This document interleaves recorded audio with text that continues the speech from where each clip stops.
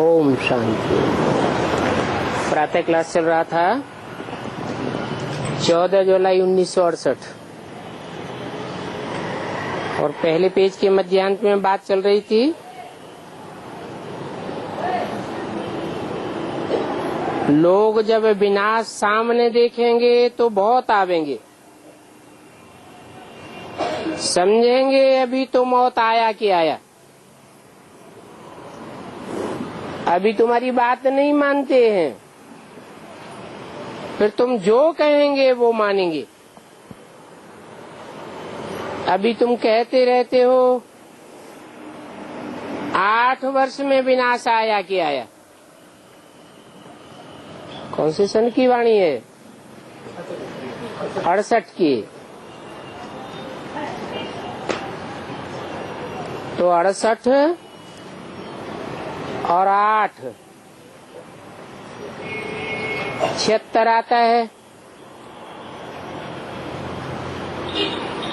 तो 76 में विनाश तो नहीं हुआ, तो तुम झूठ कहते रहते हो ना, है? झूठ कहते रहते हो तो झूठों की बात कौन मानेगा? झूठ कहते हो या सच कहते? उस समय क्या कहेंगे? झूठ इसलिए नहीं कहेंगे कि कोई भी काम की शुरुआत होती है तो सूक्ष्म से होती है, बाद में स्थूल काम संपन्न होता है। मकान बनाना है तो बुद्धि में नक्शा आवेगा, संकल्पों में आवेगा, बाद में कागज में आवेगा, फिर आखिरी में स्थूल मकान बनके तैयार होगा। तो ऐसे ही 8 वर्ष में विनाश की बात बाहर की दुनिया की बात नहीं थी, ये तो ब्राह्मणों की दुनिया में जो ब्रह्मा द्वारा ब्राह्मणों की सृष्टि रची गई उसमें सूक्ष्म विनाश की शुरुआत की बात है। नया संगठन बनता है तो छोटा होता है और जो पुराना संगठन होता है वो बड़ा होता है।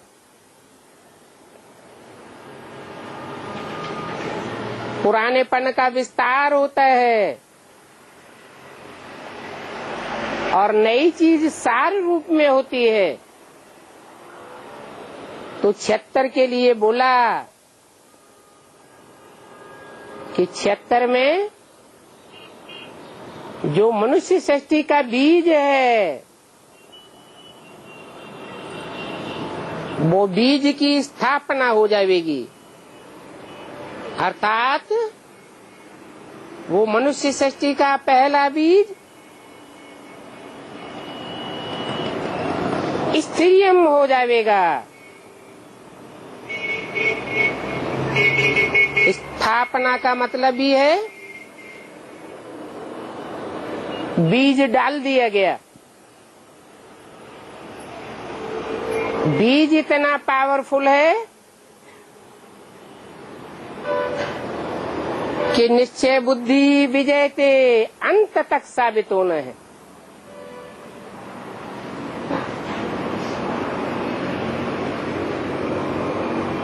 बाकी बीज से बाद में और संगठन तैयार होता रहता है। जैसे जैसे स्थापना का बीज मजबूत होते जाते हैं वैसे वैसे पुराना संगठन हिलता जाता है। तो पुरानी दुनिया का विनाश कहेंगे और नई दुनिया की स्थापना कहेंगे। आगे चल के और भी नजदीक देखेंगे। सूक्ष्म बातें सबकी समझ में नहीं आती हैं।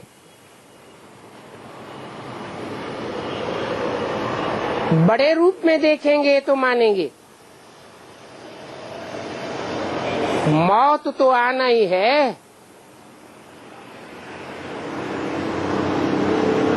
तुम बच्चे तो जीते जी मर जाते हो। पुरानी दुनिया, पुरानी देह, देह के संबंध, इनसे अपने को डिटैच कर लेते हो। आप मुए, मर गई दुनिया।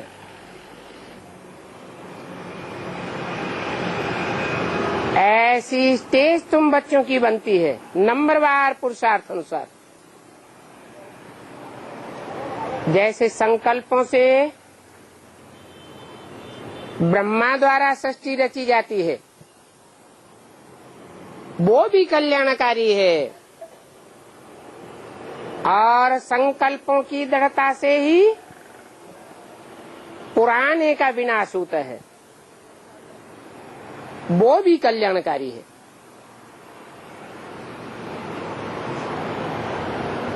तुम तो बहुत समय से कहते आते हो, अभी तो समझते हैं इन्हों की ये गपोड़े हैं। जैसे पहले तुम भक्ति को गपोड़ा समझते थे, वैसे भी तुम्हारे ज्ञान को गपोड़ा समझते हैं। तुम्हारा झाड़ तो धीरे धीरे बढ़ता जाता है।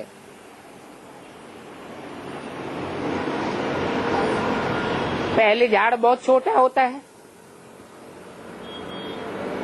बीज में से एक पत्ता निकलता है, उसके अंदर दूसरा पत्ता छुपा हुआ रहता है, फिर दोनों पत्ते प्रत्यक्ष होते हैं, उसके अंदर और पत्ते अप्रत्यक्ष रहते हैं। ऐसे करते करते अभी देखो तुम्हारा झाड़ कितना बड़ा हो गया। ये ड्रामा जू मिसल चलता है।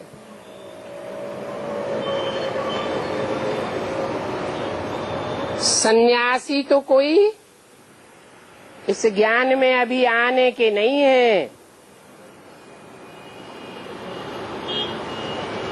चाहे वो पीले कपड़े वाले सन्यासी हो, लाल कपड़े वाले सन्यासी हो, काले कपड़े वाले हो या सफेद कपड़े वाले सन्यासी हो, वो तुम्हारी बात अभी नहीं मानेंगे। वो कोई गृहस्थ जीवन नहीं व्यतीत करते हैं, वो तो दूरवाज खुशवाज वाला सन्यास धारण करते हैं। तो उन सन्यासियों को भी सिर्फ ये कहना है कि बाप को याद करो। सारी मनुष्य सृष्टि का एक ही बाप है और उस मनुष्य सृष्टि के बाप में आत्माओं का बाप प्रत्यक्ष होता है, जिसे परम पिता परमात्मा कहा जाता है। ये भी बाप ने समझाया है, तुमको आंखें बंद नहीं करनी है।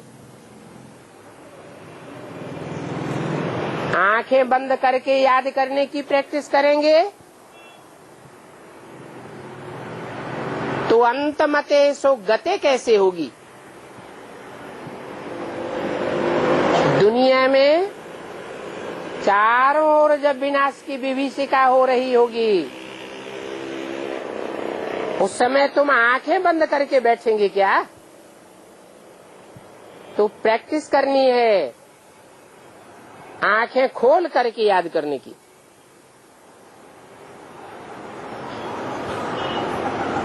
किसी से बात करते हैं तो पेट से बात नहीं करनी है, पैर देख करके बात नहीं की जाती है। इतना कमजोर भी नहीं बनना है कि कोई से आंख मिलाकर बात न कर सको। आंखें बंद होंगी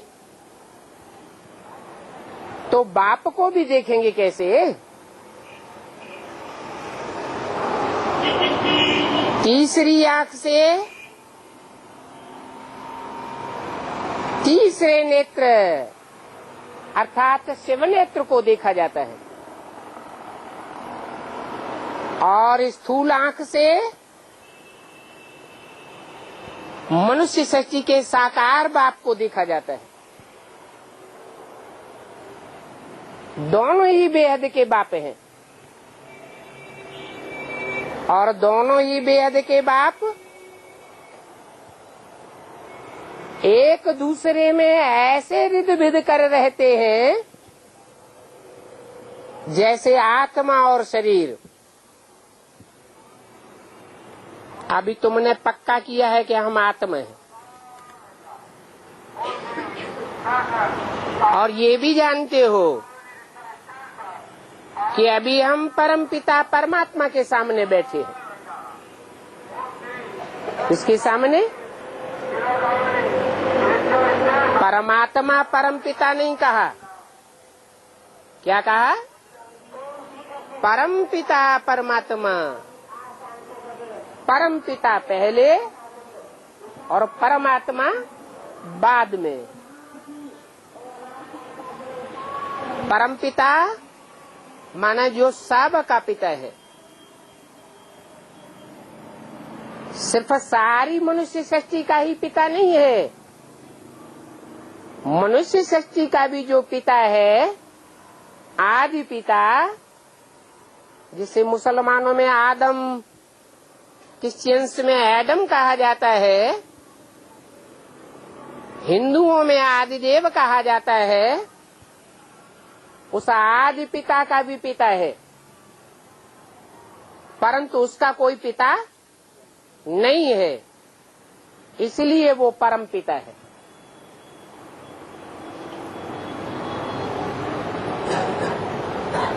वो नाम पहले लिया जाता है, परम पिता परमात्मा। परमात्मा बाद में क्यों? क्योंकि आत्माओं के बीच में जो भी पार्टधारी हैं, उन पार्टधारी आत्माओं के बीच परम पार्ट बजाने वाला, हीरो पार्ट बजाने वाला परमात्मा साबित होता है।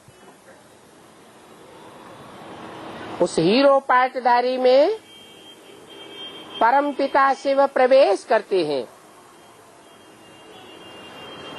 उनको तुम सामने बैठकर देखते हो। दोनों बेहद के बाप हैं। एक बेहद के बाप को तुम तीसरे नेत्र से देखते हो। कौन सा है? ज्ञान नेत्र से कौन से बाप को देखते हो? शिव बाप को देखते हो, परम पिता को। और इन आँखों से कौन से बाप को देखते हो? परम आत्मा, परम पार्टधारी, हीरो पार्टधारी को देखते हो।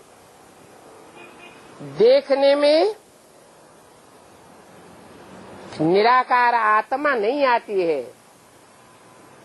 देखने में कौन आता है? साकार देखने में आता है। ये ज्ञान तुम्हारी बुद्धि में है। बाकी ट्रांस को कोई ज्ञान नहीं कहा जाता है। क्या कहा जाता है? ट्रांस या साक्षात्कार, इसको भक्ति कहा जाता है। तुम बच्चे बैठते हो, समझते हो परमपिता परमात्मा हमको पढ़ा रहे हैं। हमको माने औरों को नहीं पढ़ा रहे हैं। हमको पढ़ा रहे हैं, औरों को नहीं पढ़ा रहे हैं, इसका पक्का प्रूफ क्या हुआ है? पक्का प्रूफ है कि हम सन्मुख बैठे हैं और सन्मुख नहीं बैठे हैं। इस शरीर के आधार पर हमारी आत्मा पढ़ रही है, इसमें ध्यान आदि की कोई बात नहीं, और ध्यान में जाना कोई बड़ी बात नहीं है। ये तो भक्ति मार्ग में भी ध्यान दीदार होता आया है। तुलसीदास को, रैदास को, मीरा को ध्यान होते ही रहे, साक्षात्कार होते ही रहे, परंतु वो साक्षात्कार करने से कोई स्वर्ग में थोड़े ही चले जाते हैं। तुम तो प्रैक्टिकल में स्वर्ग में जाते हो। बाकी ये भोग आदि है, इसकी भी ड्रामा में नूद है तो भक्ति मार्ग की बातें, परंतु ये भक्ति भी ड्रामा में नूदी हुई है।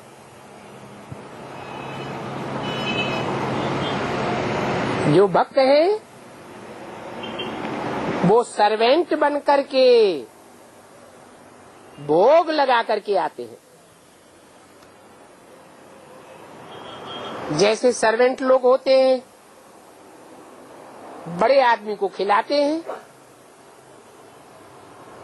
तो तुम भी भोग आदि लगाते समय जैसे कि भोग लगाने वाले सर्वेंट बन जाते हो।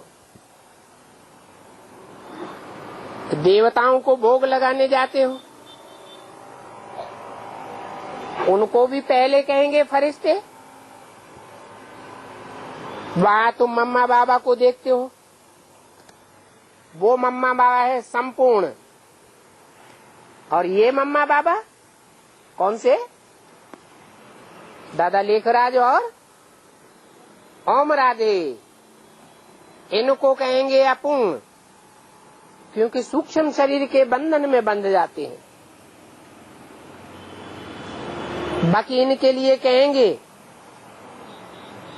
कि सूक्ष्म शरीर में बंधना ये भी इनकी अहम ऑब्जेक्ट है। इनको ऐसा फरिश्ता संपूर्ण मम्मा बाबा जैसा बनना है। 14 जुलाई 68 की वाणी का दूसरा पेज। बाकी ध्यान में जाना कोई बड़ी बात नहीं है। जैसे यहाँ शिव बाबा तुमको पढ़ाते हैं, वैसे वहाँ भी शिव बाबा उन द्वारा कुछ समझावेंगे। कहाँ?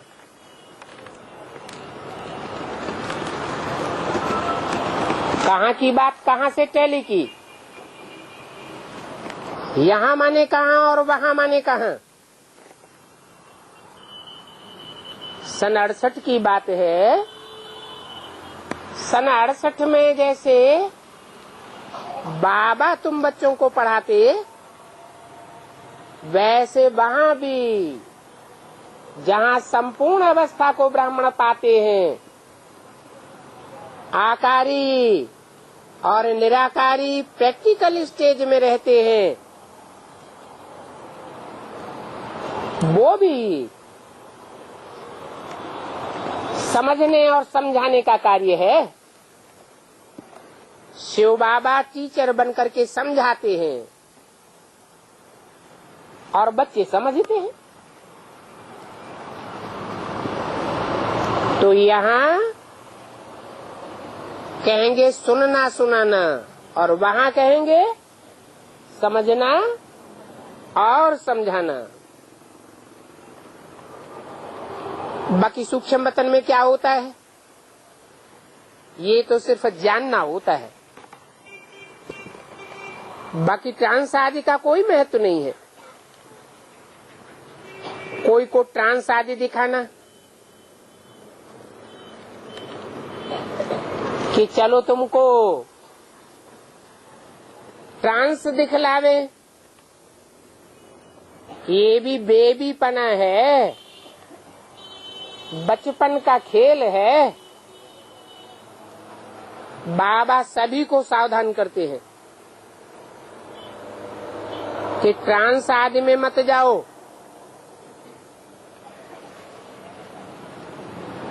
यहाँ ट्रांस की बात नहीं है, ये तो पढ़ाई है, और पढ़ाई कल्प कल्प बाप आकर पढ़ाते हैं। अभी संगम युग है, इस संगम युग में जरूर तुमको ट्रांसफर होना है। बेसिक नॉलेज से एडवांस नॉलेज में ट्रांसफर होना है। जैसे छोटे बच्चे होते हैं, स्कूल से कॉलेज में ट्रांसफर होते हैं, स्थान बदल जाता है, टीचर बदल जाता है, पढ़ाई बदल जाती है। फिर तुम पढ़ाई पूरी करेंगे तो फरिश्ता बन जाएंगे। फरिश्ता सो देवता। तो तुमको ट्रांसफर जरूर होना है। ड्रामा के प्लान अनुसार तुम पार्ट बजाए रहे हो।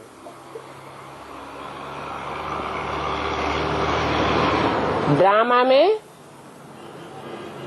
एक बार ट्रांसफर होने का पार्ट तुम्हारा पूरा हुआ। कौन सा? बेसिक से एडवांस में ट्रांसफर होने का पार्ट पूरा हुआ। अभी एडवांस में तुम अपनी आत्मा को रियलाइज करेंगे कि मैं आत्मा जन्म जन्मांतर इस सत्य रूपी रंगमंच पर कौन सा पार्ट बजाने वाली आत्मा हूँ। उस पार्ट की महिमा है। शास्त्रों में भी उस पार्ट की महिमा है।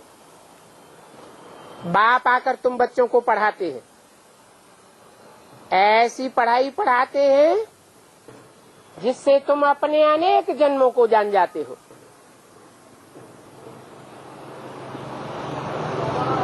जैसे वो मनुष्यों की लिखी हुई गीता में भी कहा, हे अर्जुन, तू अपने जन्मों को नहीं जानता, मैं तेरे को बताता हूँ। ड्रामा अनुसार तुमको बाप से एक बार पढ़ करके देवता जरूर बनना है।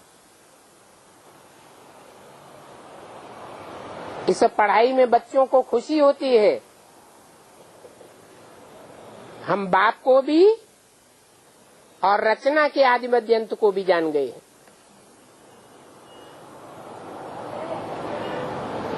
बाप की पढ़ाई की पहचान क्या है? मनुष्यों की पढ़ाई की पहचान क्या है? बाप की पढ़ाई की पहचान है कि बाप की शिक्षा पाकर तुम बहुत हर्षित होते हो। तुम्हारी खुशी का पारावार नहीं रहता, क्योंकि तुम जानते हो हम पढ़ते ही हैं नई दुनिया के लिए। नई दुनिया माना सतो प्रधान दुनिया। सतो प्रधान दुनिया माना सुखी ही सुख।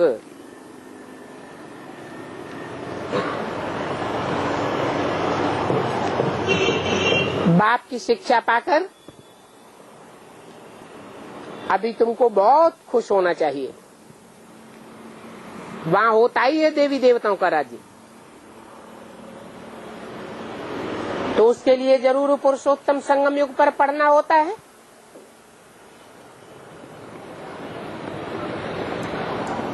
पुरुषों को उत्तम बनाने की ये पढ़ाई है। तुम इस दुख की दुनिया से छूट करके सुख की दुनिया में जाते हो। यहाँ तुम तमो प्रधान हो। तमो प्रधान की पहचान क्या है? तमो प्रधान हो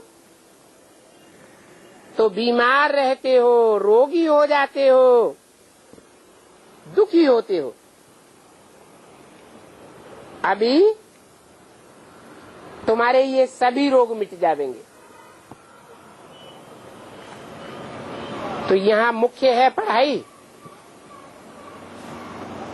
इस पढ़ाई में ट्रांस आदि का कोई कनेक्शन नहीं है और ये बड़ी बात भी नहीं है। बहुत जगह ऐसे ध्यान में चले जाते हैं, फिर कहते हैं मम्मा आती है, बाबा आता है। वास्तव में ये कुछ भी है नहीं, क्योंकि बाप तो एक ही बात समझाते हैं। कहते हैं अपन को आत्मा समझ मुझे याद करो। तुम जो आधा कल्प देह अभिमानी बन पड़े हो, अभी देही अभिमानी बन बाप को याद करो, तुम्हारी विकर्म विनाश हो जाएंगे। इसको याद की यात्रा कहा जाता है।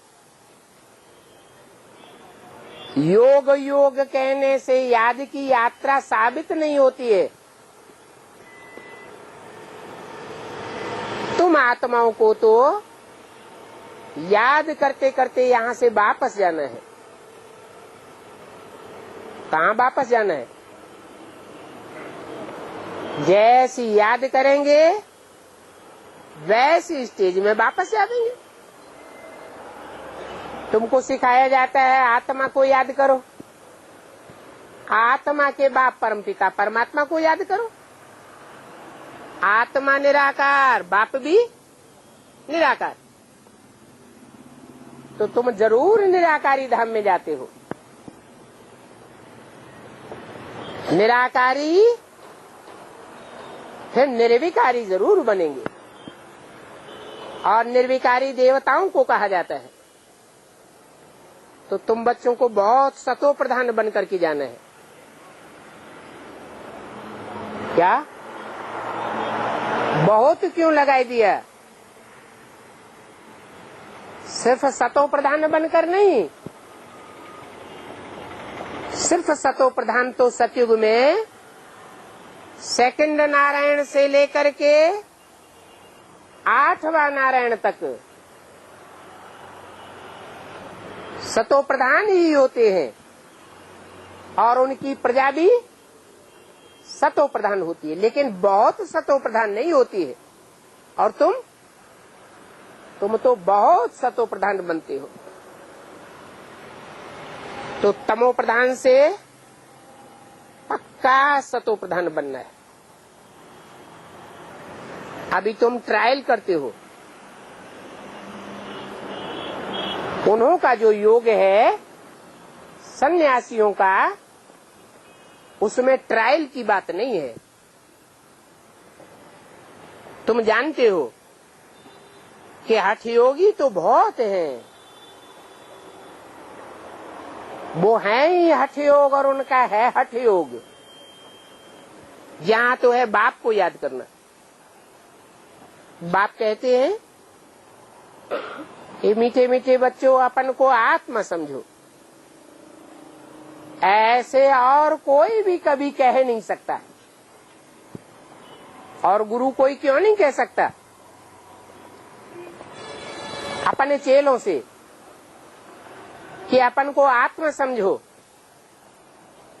इसलिए नहीं कह सकता कि साफ देह अभिमानी है, खुद ही देह अभिमानी है, तो दूसरों को देह अभिमानी बनाएंगे या आत्माभिमानी बनाएंगे? जो जैसा होता है वैसा ही दूसरों को बनाता है। तो अभी तुम जानते हो कि ट्रांस आदि की बात जो दुनिया में है वो यहाँ नहीं है।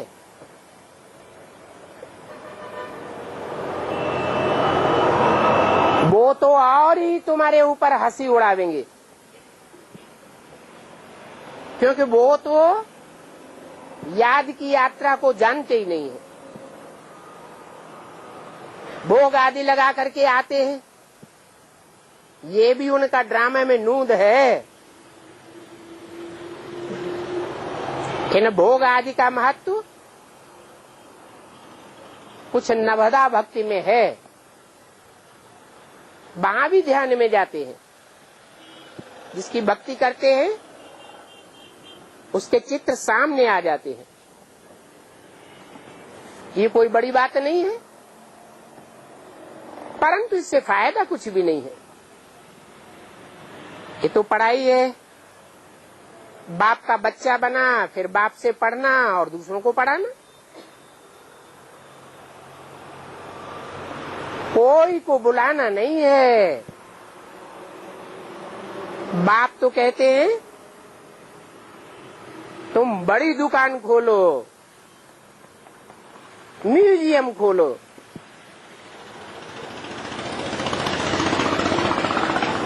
आपे ही तुम्हारे पास आवेंगे कि घर घर में जाकर के बुला के आना है? क्या करना अच्छा? दुकान खोलना अच्छा, या घर घर में जाकर के दुकान दरवाजे दरवाजे पर खोंचा बेचना अच्छा? बड़ी दुकान खोलो, आप ही तुम्हारे पास आवेंगे, बुलाने करने की तकलीफ भी नहीं होगी।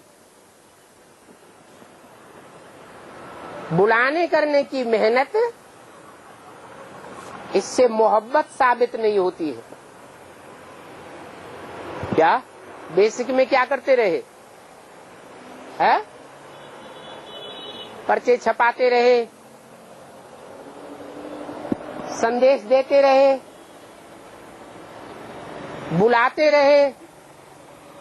अभी तुमको बुलाने आदि की कोई को दरकार नहीं है। तुम दुकान खोल करके बैठ जाओ, गीता पाठशाला खोलो, म्यूजियम खोलो, जो आवेंगे वो कहेंगे ये तो ज्ञान बहुत अच्छा है। ये ऐसा तो हमने कब सुना ही नहीं। इसमें तो कैरेक्टर्स सुधरते हैं, और कैरेक्टर्स में मुख्य बात है ही पवित्रता की। इस पवित्रता की बात पर ही हंगामे होते हैं, और पवित्रता की बात न समझ पाने के कारण बहुत फेलियर्स भी होते हैं।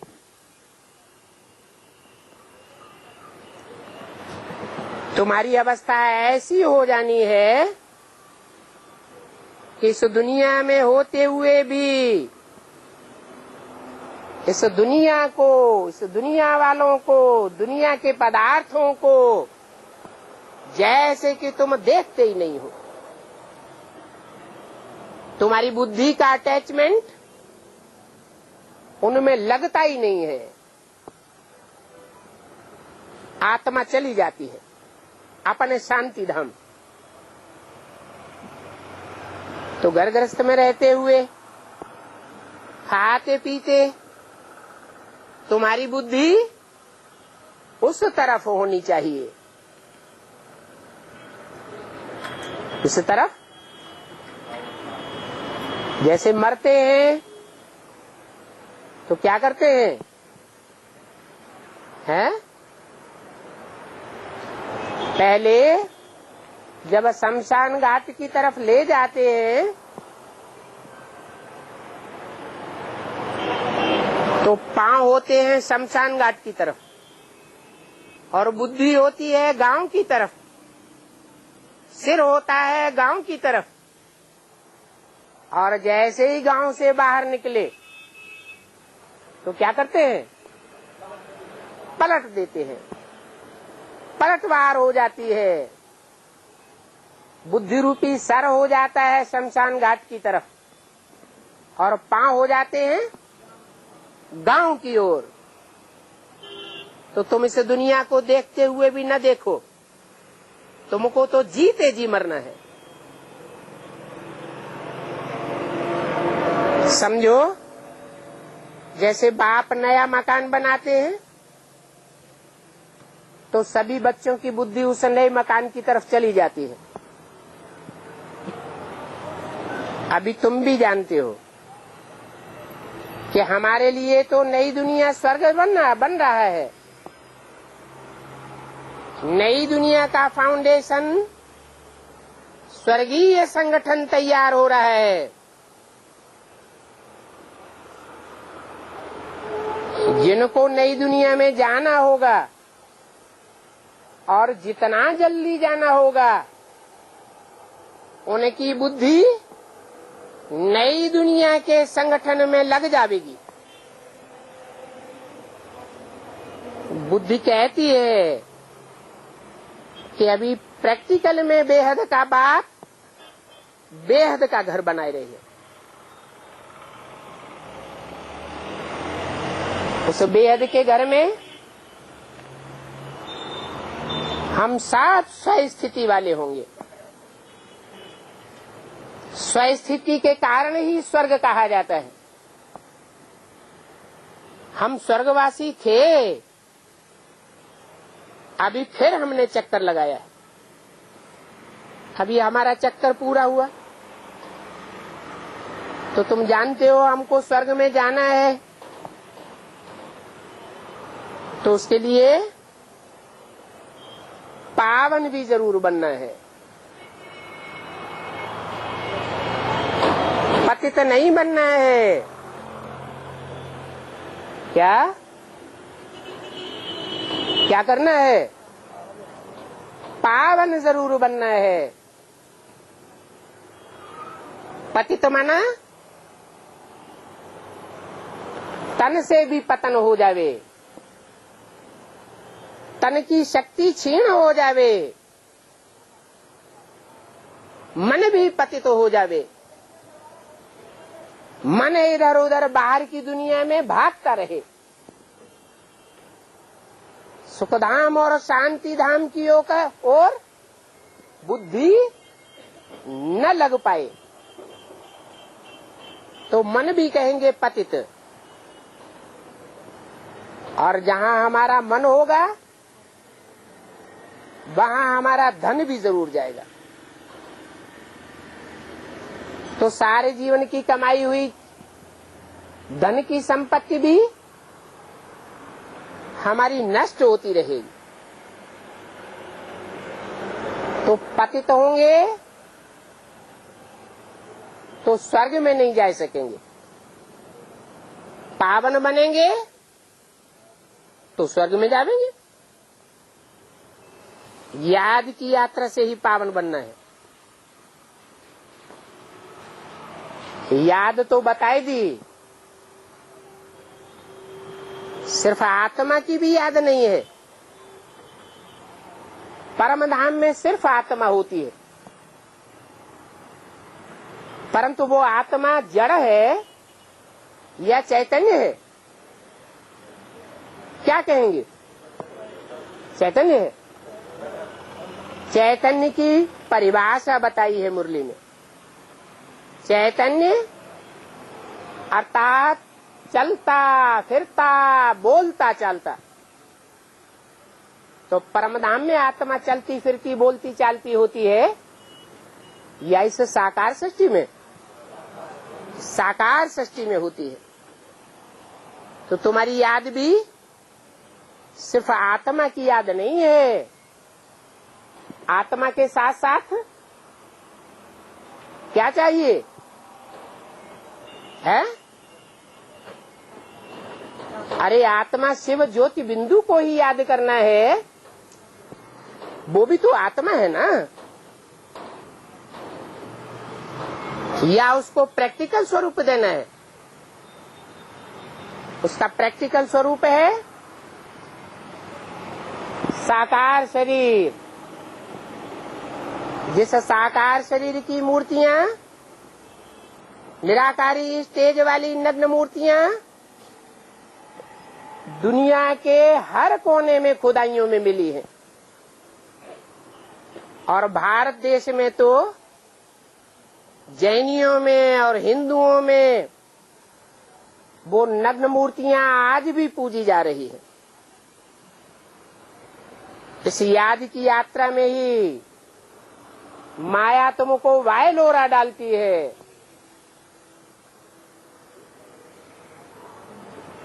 निराकार ज्योति बिंदु शिव और उसका जो साकार स्वरूप विग्रह है,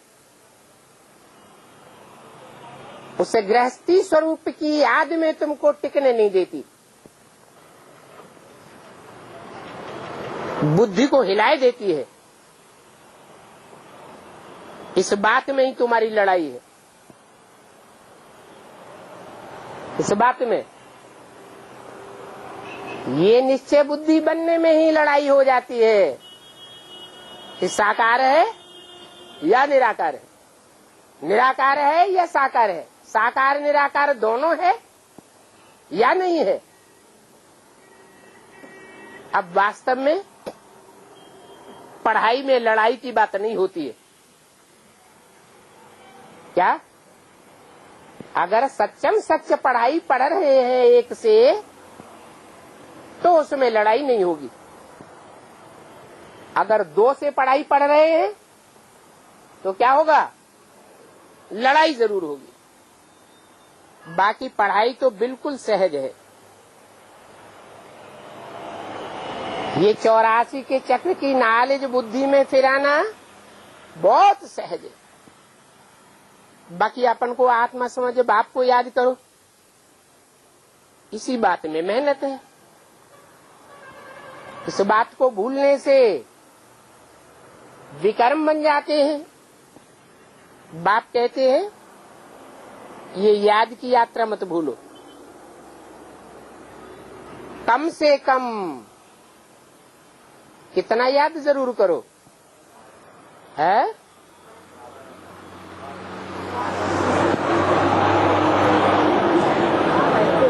कम से कम 8 घंटा जरूर याद करो।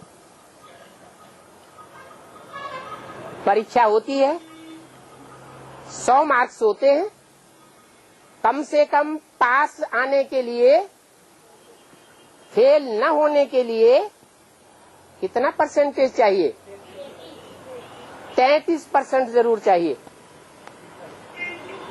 तो यहाँ भी 24 घंटे हैं। अगर पास होना है, अगर जीते जी नई दुनिया में जाना है, बहुत सतो प्रधान की स्टेज को पाना है, तो हमारी याद का स्टाफ, याद का अभ्यास कितना होना चाहिए? 8 घंटे जरूर होना चाहिए। बाकी शरीर निर्वाह के लिए कर्म भी करना है।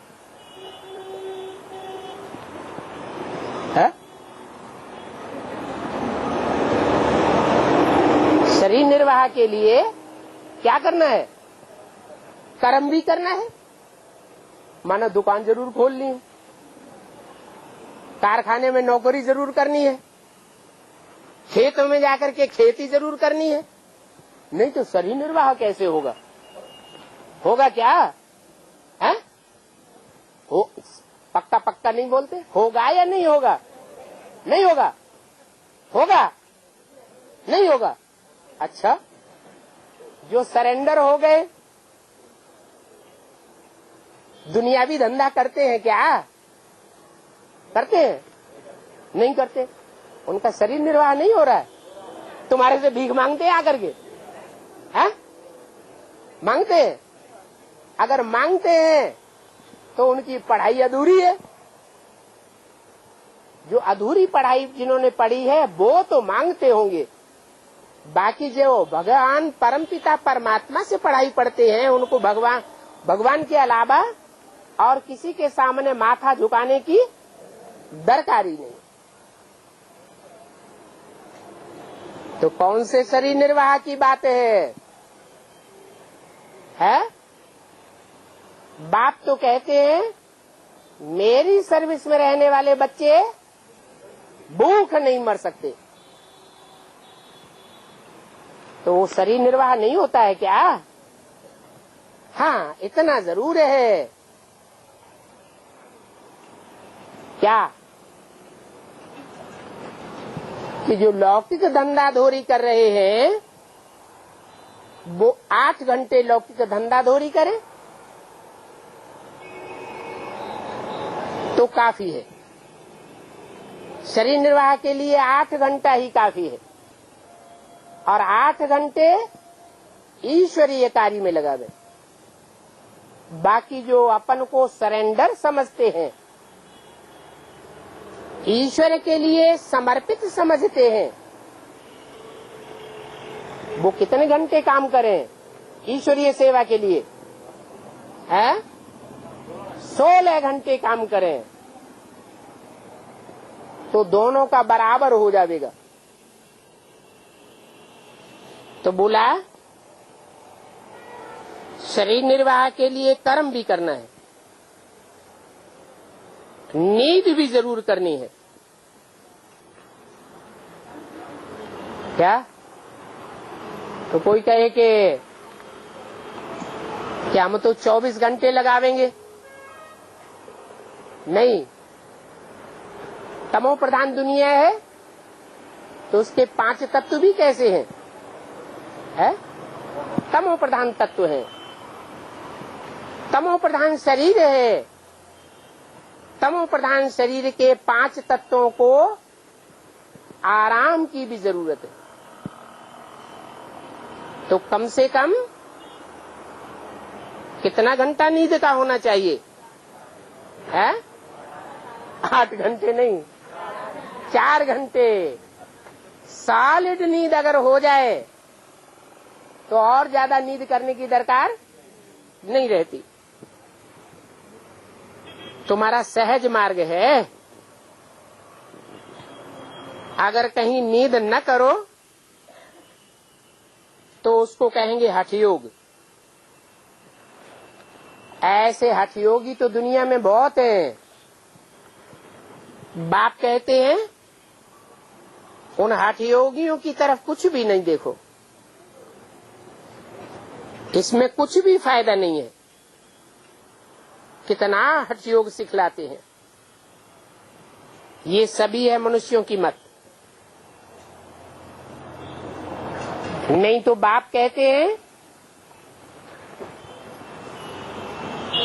कि 9-10 बजे से लेकर के 12-1 बजे तक का टाइम बहुत तमो प्रधान होता है। उसमें क्या करना चाहिए? नींद ही करनी चाहिए। बहुत होते हैं अरे हम ईश्वरीय सेवा में लगे हुए हैं, रात भर काम करेंगे। तो जो रात भर काम करेंगे अपनी आत्मा किस स्टेज में जावेगी? तो तामसी स्टेज की तरफ चली जावेगी। हर एक काम का अपना टाइम होता है, तो नींद का भी अपना टाइम है। कौन सा टाइम है?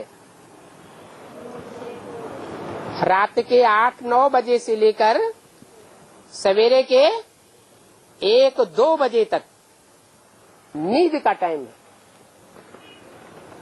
उस समय जो तामसी आत्माएं हैं,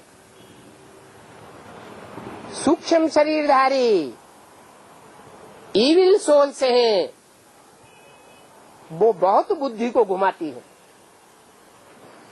इसलिए उस टाइम सोना ही अच्छा है।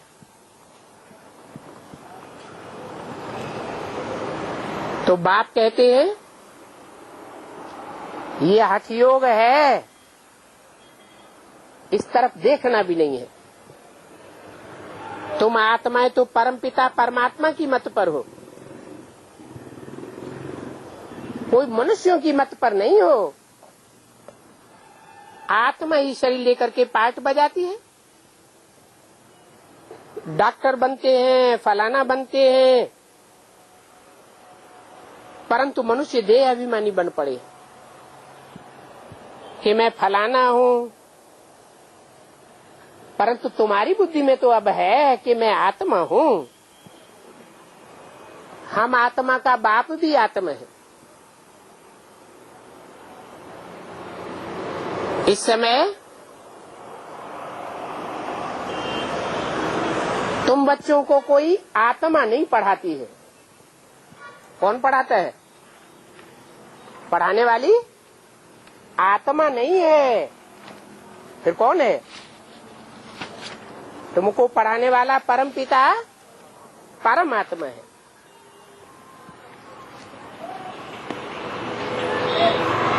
14 जुलाई 1968 की वाणी का 3रा पेज। इसलिए गायन भी है,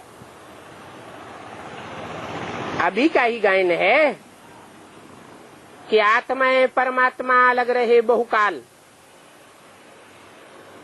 तो तुम बच्चे बहुत काल के बाद कल्प कल्प मिलते आए हो। बाकी जो भी सारी दुनिया है वो तो सभी देह अभिमान में आकर के पढ़ते हैं, देह समझ करके ही पढ़ाते हैं और देह समझ करके ही पढ़ते हैं। बाप कहते हैं मैं देह अभिमानियों को नहीं पढ़ाता हूं, अर्थात जो अपनी ही चलाते हैं मैं उनको नहीं पढ़ाता हूं। मन मत चलाते हैं, मनुष्य मत चलाते हैं, मैं उनको नहीं पढ़ाता हूं। किसको पढ़ाता हूं? मैं आत्माओं को पढ़ाता हूं। ये जज बनना, बैरिस्टर आदि बनना, ये भी आत्मा बनती है। परंतु तुमको पढ़ाने वाला तो परम पिता परमात्मा है। बाप कहते हैं तुम आत्मा सतो प्रधान पवित्र थे, फिर तुम पार्ट बजाते बजाते अभी पतित बन गए हो। है? पार्ट बजाने से पतित बने। सतयुग में कहेंगे कि पार्ट बजाते बजाते पतित बने।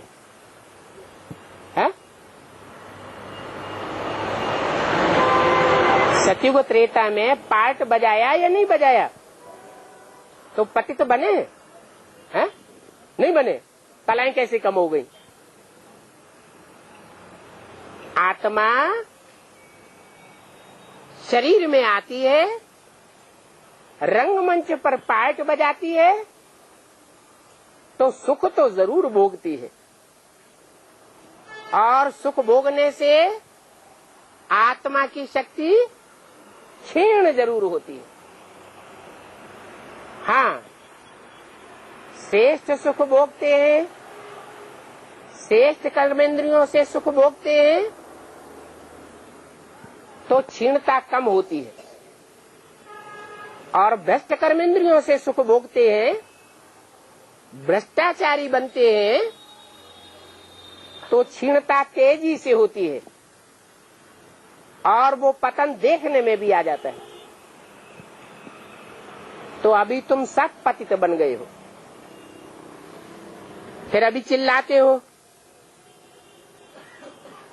जब पतन देखने में आता है तो क्या करते हो? है? चिल्लाते हो। क्या चिल्लाते हो? बाबा आ करके हमको पावन बनाओ।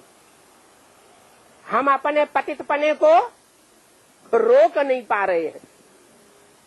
हमारी तन की शक्ति, मन की शक्ति, धन की शक्ति, समय की शक्ति, ये सारी एनर्जीज हमारी बेस्ट जा रही है। अभी तुम जानते हो कि बाप तो सदैव है ही पावन, वो एवर प्योर है, और ये बात दुनिया में कोई की बुद्धि में नहीं है। जब सुने तो फिर धारणा भी हो। तुम बच्चों को धारणा होती है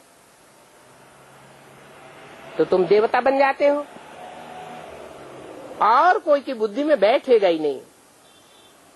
ये तो नई बात है, इसलिए बुद्धि में नहीं बैठती है। ये ज्ञान है, और वो तो सारी भक्ति है। तुमने भी 63 जन्म भक्ति की, तो भक्ति करते करते तुम देह अभिमानी बन जाते हो। अभी बाप कहते हैं बच्चे आत्मा अभिमानी बनो, अपन को आत्मा समझो।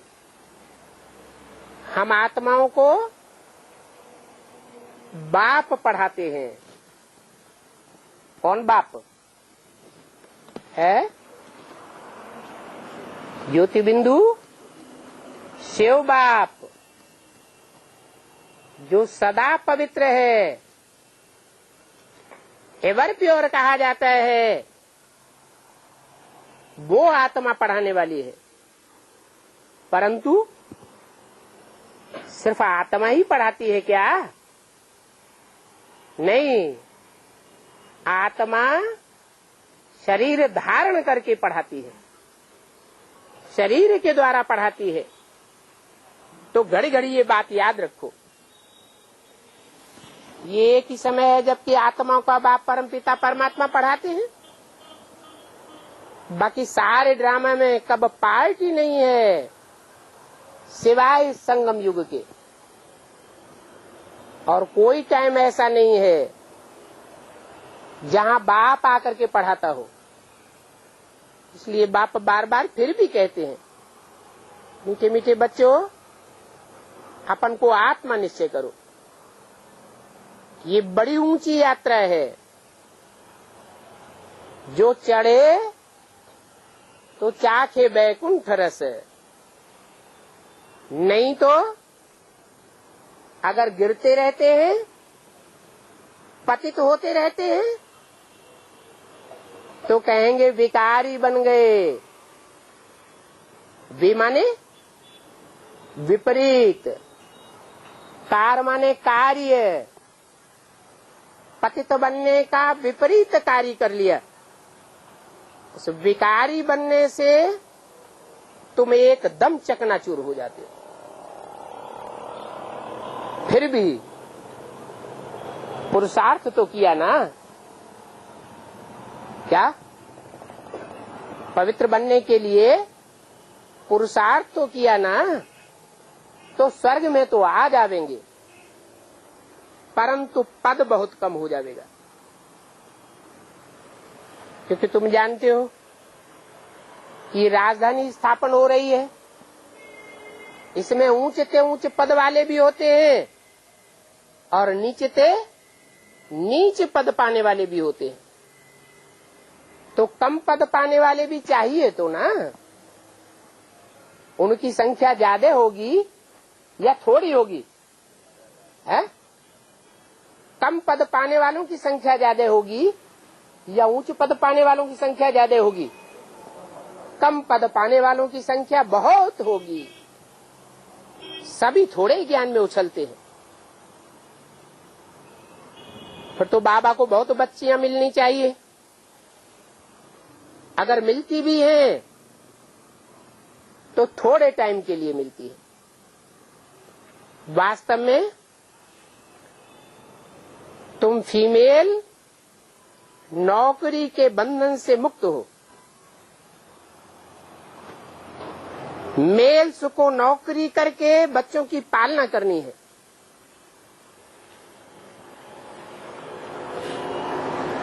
ये तो दुनिया में अभी तमो प्रधान टाइम पर ये रिवाज हुआ है, जो फीमेल्स भी नौकरी करती हैं।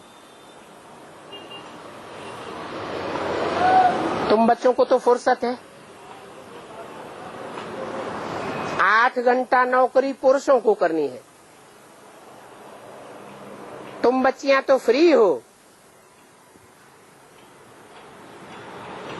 इसलिए वंदे मातरम गाया हुआ है। जगदम्बा का कितना बड़ा मेला लगता है, क्योंकि बहुत सर्विस की है। जो बहुत सर्विस करते हैं वो बड़ा राजा बनते हैं। दिलवाड़ा मंदिर में तुम्हारा ही यादगार है, तो तुम बच्चों को बहुत टाइम निकालना है तुमको क्या करना है? रोटी पकाई और पुरुषार्थ किया, बाकी तो और कुछ नहीं। वो भी शुद्ध भोजन याद में बैठ करके बनाना चाहिए। जो किसको खिलावे तो खाते ही उनका हृदय शुद्ध हो जाए। परंतु ऐसी बच्चियां बहुत थोड़ी हैं। ऐसे खाने वाले भी बहुत थोड़े हैं जिनको ऐसा शुद्ध भोजन मिलता हो। अपन से पूछो कि हम शिव बाबा की याद में रह करके भोजन बनाते हैं जो खाने से ही उनका हृदय पिघल जावे। नहीं तो देखो घड़ी घड़ी याद भूल जाते हैं। बाबा कहते हैं भूलेंगे क्योंकि तुम अभी 16 कला तो बने नहीं हो। हाँ, संपूर्ण बनना जरूर है। जब पूर्णमासी का दिन होता है तो चंद्रमा कितना तेज हो जाता है। कब होगी पूर्णमासी?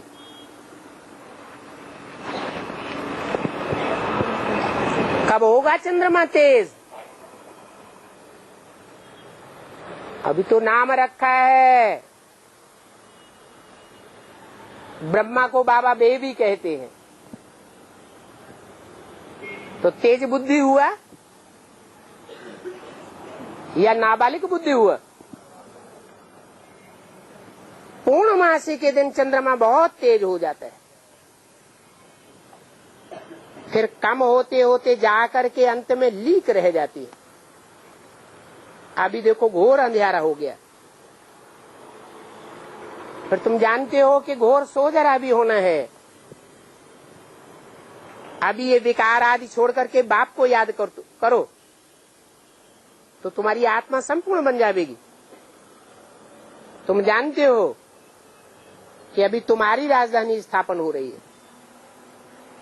तुम चाहते हो संपूर्ण महाराजा बने, परंतु सभी तो नहीं बन सकते। पुरुषार्थ भी सबको करना है। बाकी ये तो जानते हैं सभी राजाएं, सभी लक्ष्मी नारायण तो नहीं बनेंगे।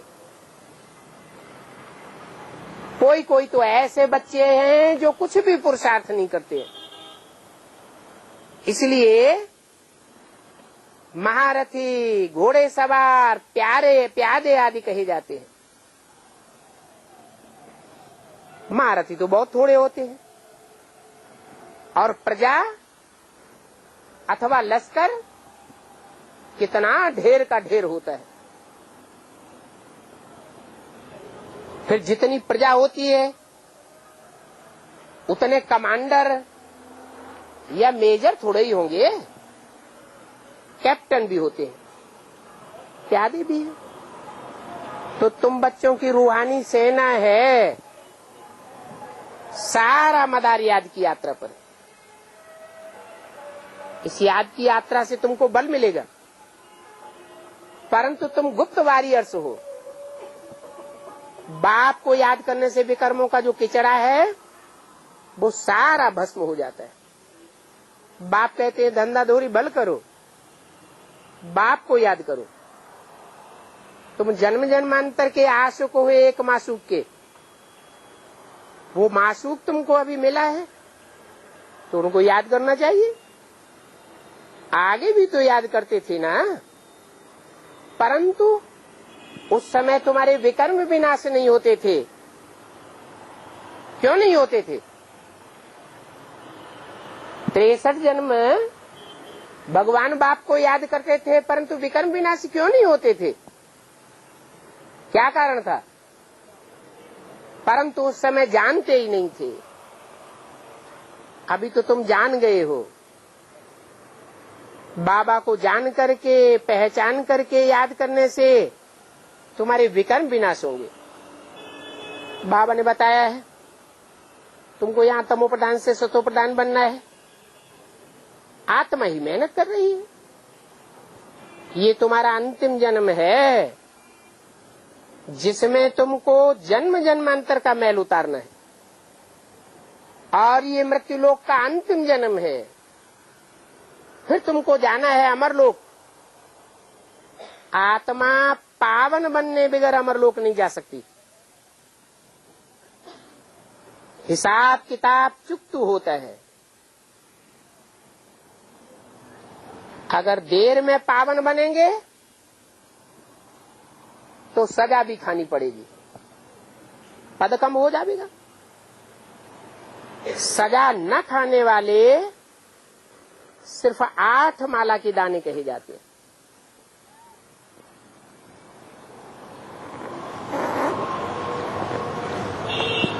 ओम शांति।